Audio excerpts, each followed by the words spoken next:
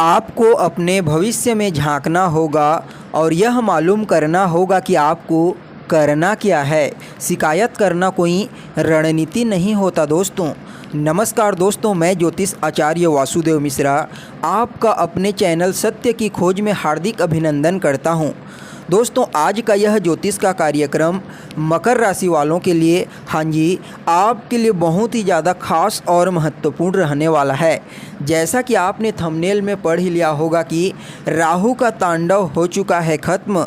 आज से लेकर 30 अक्टूबर के मध्य में जो दुख आपने अपने जीवन में पिछले 18 महीनों में झेला है, वह सभी के सभी दुख सुख के रूप में अब आपके जीवन में सूत सहित वापस आने वाली है। जी हाँ दोस्तों, आपके जीवन में तरक्की के नए अवसर आपको मिलना प्रारंभ हो जाएंगे। दोस्तों, आज की यह जो जानकारी है आपके लिए इतना ज़्यादा खास है कि आपको क्या बताएं। अगर आप इस वीडियो को अंत तक देख लेते हैं, ध्यानपूर्वक बातों को समझ लेते हैं, तो आपको यह बात भली भांति स्पष्ट रूप से मालूम हो जाएगा कि ग्रहों का प्रभाव मनुष्य के जीवन पर तो पड़ता ही है, और जब ग्रहों का प्रभाव सकारात्मक रूप से मनुष्य के ऊपर पड़ता है तो वह रंग से राजा बन जाता है, और यह जब नकारात्मक होता है तो इंसान को ऊपर से नीचे गिरा देते हैं।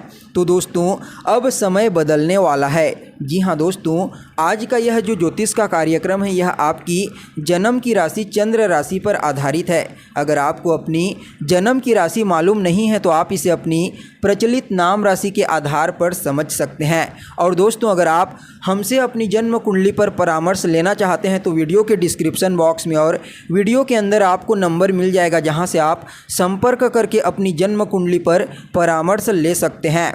तो चलिए फिर करते हैं शुरुआत। तो देखिए दोस्तों, क्या हुआ था 12 अप्रैल 2022 के दिन, जब राहु वृषभ राशि को छोड़ करके मेष राशि में प्रवेश किया था। तो दोस्तों, राहु आपकी कुंडली के चतुर्थ भाव में विराजमान हो गया, और इस समय आपके जीवन में कहीं ना कहीं शनि की पनौती भी लगी थी, यानी कि शनि की 7.5 से आप गुजर रहे थे। और आपको एक बात स्पष्ट रूप से बताना चाहेंगे, जैसे ही चतुर्थ भाव में राहु का प्रवेश हुआ तो चतुर्थ भाव में राहु कहीं ना कहीं बहुत ज़्यादा अशुभ और हानिकारक फल देने वाला ग्रह कहा जाता है। क्यों? क्योंकि यह जो चतुर्थ भाव होता है दोस्तों, यह आपके सुख का स्थान होता है, आपके घर का स्थान होता है, आपके परिवार का होता है, आपके भूमि भवन मकान वाहन का स्थान होता है।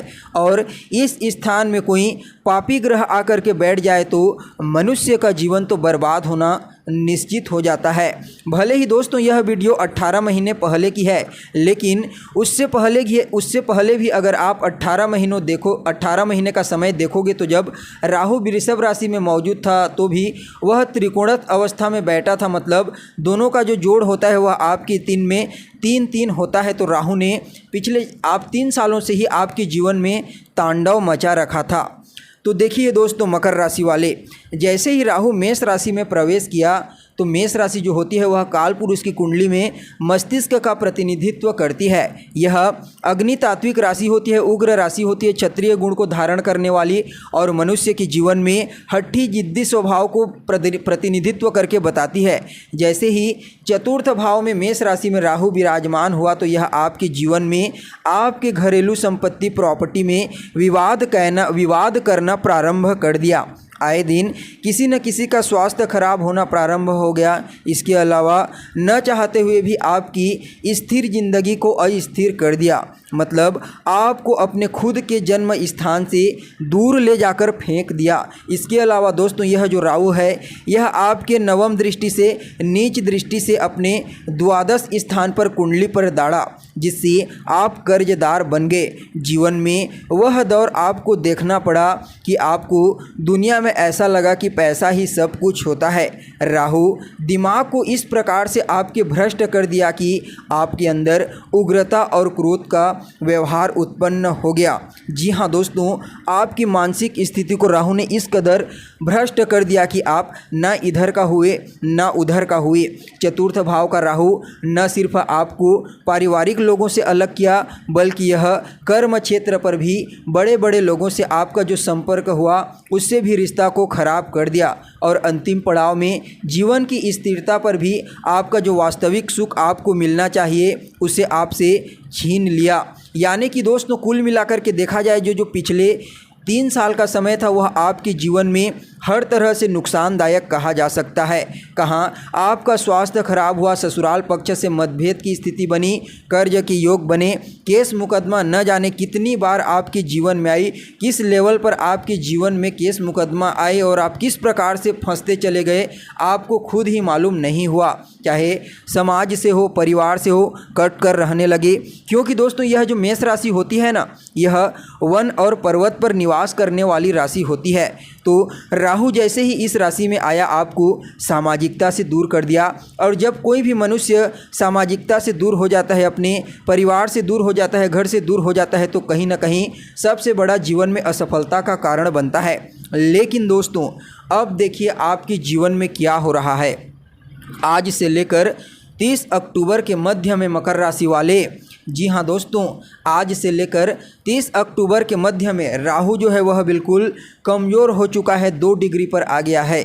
जब भी कोई ग्रह विषम राशि में 0 से लेकर के 6 डिग्री के मध्य में जाता है तो वह बाल अवस्था में चला जाता है। मतलब राहु कमज़ोर हो चुका है, मृत अवस्था में चला गया है, यानी कि प्रभावहीन हो गया है। तो देखिए अब क्या होगा।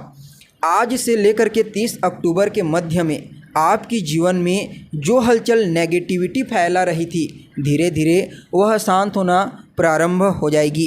पिछले 18 महीनों में जो आपने खोया है, जिस रास्ते को आपने चुना था, जिस अहंकार के कारण आपने अपने नौकरी, बिजनेस, व्यापार से हाथ धो बैठा, अब वह धीरे धीरे शांत होना प्रारंभ हो जाएगा। आप सामान्य मनुष्य की भांति व्यवहार करना प्रारंभ कर देंगे। आपको यह रियलाइज होना प्रारंभ हो जाएगा कि अपने सीनियर्स और उच्च अधिकारियों से तालमेल बेहतर रखने से ही जीवन में आगे बढ़ा जा सकता है। जीवन में तरक्की के रास्ते किस प्रकार से खुलते हैं अब आपको धीरे धीरे समझ आने लगेगा। क्योंकि दोस्तों आपका अकड़ और क्रोध डाउनफॉल हो चला है। इसके अलावा अष्टम भाव पर दृष्टि पड़ने के कारण आपके ससुराल पक्ष से जो मतभेद की स्थिति उत्पन्न हुई, जो व्यर्थ के गलत संबंधों में जाकर के आपको व्यर्थ की परेशानियों का सामना करना पड़ा, इन सभी चीज़ों से अब आपको बचाना चालू कर देंगी। न चाह करके भी अपने घर से आपको बाहर जाना पड़ा, अब घर आने के योग बन रहे हैं। जी हाँ दोस्तों, आपके मन में कहीं ना कहीं यह कैलकुलेशन चलना प्रारंभ हो जाएगा कि मुझे वास्तविक ज़िंदगी में किस प्रकार से जीवन व्यतीत करना है। जो माता पिता आपके खिलाफ हो गए थे वह फिर से आपके सपोर्ट में आना चालू कर देंगे, और जो आपकी सामाजिक ख्याति तार तार हुई थी वह भी फिर से आपको मिलना प्रारंभ हो जाएगी। क्योंकि दोस्तों आप अपने कर्म में जो है ना वह पूर्ण रूपेण लिप्त हो जाएंगे। इसके अलावा मकर राशि वाले, चतुर्थ भाव राहु का जो होता है वह उतना अनुकूल नहीं माना जाता, इसलिए आपके सुखों से आपको पूरी तरह से वंचित कर दिया। व्यर्थ की लोन आपको दिलवाया, व्यर्थ के कर्ज में आप फंसते चले गए पिछले 2 साल से, और लगातार कर्ज के ऊपर कर्ज आप लेते गए और उस लोन को आप चुका नहीं पाए। लेकिन अब धीरे धीरे करके वह लोन क्लियर होना चालू हो जाएगा। चाहे अचल संपत्ति हो या फिर चल संपत्ति, बैंक बैलेंस हो या फिर लगातार बैलेंस, हर चीज़ आपके जीवन में सामान्य होनी प्रारंभ हो जाएगी। यानी कि अगर आप धन जमा करना चाहते हैं, लंबे समय से बैंक बैलेंस मजबूत करना चाहते थे लेकिन हो नहीं पा रहा था, आपको लगातार चाहे परिवार में हो, समाज में हो, कार्यस्थल में सिर्फ मान सम्मान की जगह अपमान मिल रहा था दोस्तों, अब आपको मान सम्मान मिलने लगेगा और आप अपने जीवन में बैंक बैलेंस जमा करना प्रारंभ कर देंगे। और आपके मन की जो अस्थिरता थी वह भी अब स्थिर होना प्रारंभ हो जाएगी, जिसकी वजह से आप चाहे नौकरी करते हो या फिर बिजनेस, आपको अपने कार्य क्षेत्र में यह चीज़ स्पष्ट रूप से भली भांति समझ में आने लगेगा कि किस प्रकार से कार्य क्षेत्र में अपने आप को ब्रांड बनाया जा सकता है।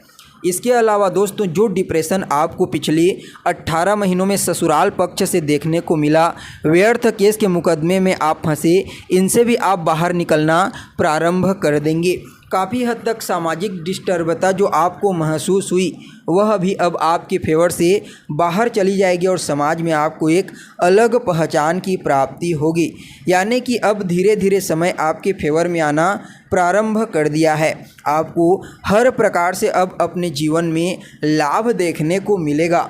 जी हाँ दोस्तों, क्योंकि राहु ने आपके जीवन को त्रिकोण तरह से प्रभावित करके पूरी तरह से अस्त व्यस्त कर दिया था पिछले 3 सालों में, लेकिन अब समय बदलने वाला है। राहु पूरी तरीके से कमज़ोर हो चुका है और यह जो समय है आज से लेकर के 30 अक्टूबर के मध्य का समय, लगभग 40-50 दिनों का समय है। यह आपके जीवन का एक महत्वपूर्ण समय साबित होने वाला है, क्योंकि दोस्तों इस समय आपको अपने जीवन में आगे बढ़ने के कुछ नए मौके प्राप्त हो सकते हैं।